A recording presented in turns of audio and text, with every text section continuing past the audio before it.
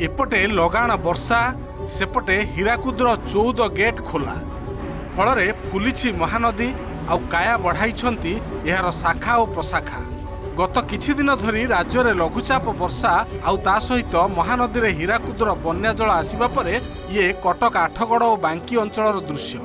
गतकाली राति जलार्णव हो पड़ी विस्तीर्ण इलाका।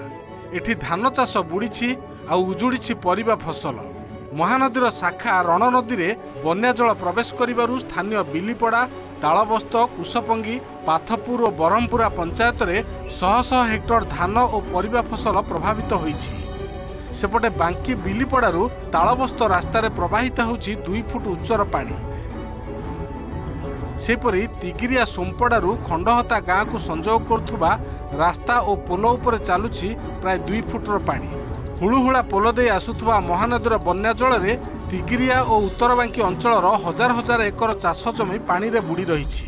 चाष पनीर किसी होता बाकी आम सार्ध माड़ बहुत आ बेउषण सब कम सरी जाता पिड़िया पकापकी सब सरी जाता आई तो बुड़ीगला 3 दिन है बुड़िला तो रास्ता बुड़ीगला काली तालबस्त बिलीपड़ा रास्ता पूरा संपूर्ण बुड़ीगला तली भी लोक भासी किसी भी नष्ट हो ये भी 2-3 दिन जदि रही जाए चाष कार्य पूरा संपूर्ण लोकर हताश चाषी पूरा बहुत हताशी जी भी पनीपरिया कर सब बहुत प्रभावित होती। सब धान 12-14 एकर धान करूँ से धान बर्तमान किसी ना सब पचिगला आम पशिक आसिक देखुलु पहरिकी जाइए आम औषध पकईलु पीड़िया पकईलु बिहुड़े देलु धान भी आ सब पानी पशिकी किसी धान ना सब पचि जाइए। ये दृश्य खोर्धा ब्लॉक अंचल महानदीर बैकवाटर दया और राजुआ नदी दे प्रवेश करिबारु ओरवर सिंह नरणगढ़ और सरधापुर पंचायत रे बुड़ी जाइछि शह शह हेक्टर चाष जमी। गतकाली रातिरु ए अंचल रे बन्या जल बढ़ुथुबारु एबे अनेक गाँ जलबंदी अवस्था रे। एपटे महानदीर पछुआ पानी रे जगतसिंहपुर जिला तीर्तोल ब्लॉक कोटकणा गाँर किछि परिवार प्रभावित होइछन्ति।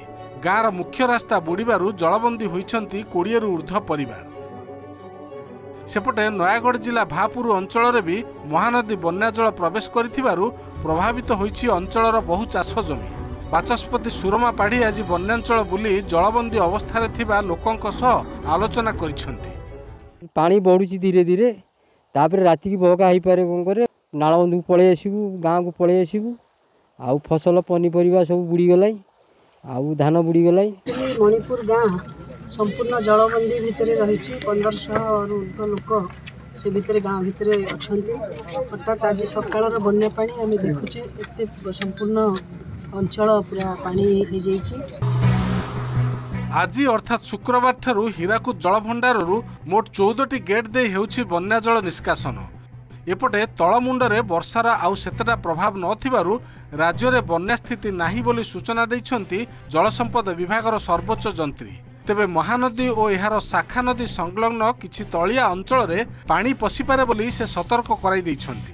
खैरमाल रे जलस्तर कमुथुवा बेले एपटे मुंडुली रे आज राति रे पीक पानी अतिक्रम करबाकु थिबारु भार्गवी दया और धनुआर पानी तली अंचल रे पशिबा अनुमान करा जाउछि।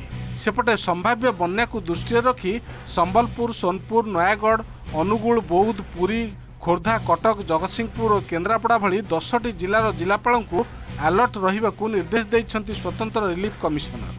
दया भार्गवी का इम्पोर्टाट कहीं तार जो लो लाइंग एरिया फेरिया अच्छी आमर कणास ब्लॉक एवं भार्गवीर तल एरियाटा से धनुआ फनुआ टे जो वाटर लगिंग टे हुए तेणु मेन आमको खोर्धा और पुरी गत काली कही आज भी कही आम अफिसर मैंने सजग अच्छे बट ओडिशा रे बर्तमान बन्या स्थिति नहीं कहले अत्युक्ति हम ना।